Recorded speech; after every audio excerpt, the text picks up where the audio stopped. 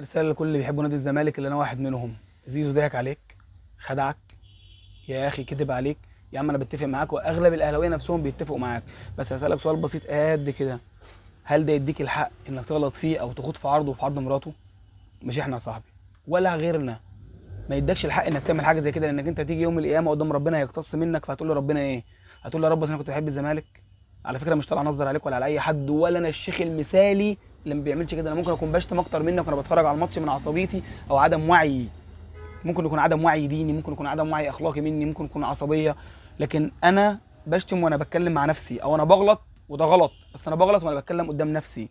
لكن انت لما بتتفرج تشتم على التلفزيون في المدرجات او تشتم على صفحه او بتشتم في فيديو ويشوفك واحد ولا اتنين ولا تلاته ولا مليون، فالمليون دول برضو لما انت بتخدش حقهم بكلمه ممكن يكون منهم بنات هيقتصوا برضو منك يوم القيامه. ما اعتقدش ان الموضوع محتاج كل ده والله.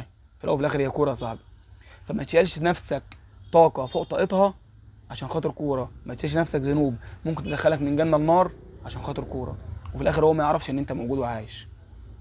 بالله عليك بلاش. وما ترجعش تقول لي كان بيخوضوا في عرض شيكابالا، شيكابالا يا رب هيقتص منهم برضه يوم القيامه. بالله عليك بلاش.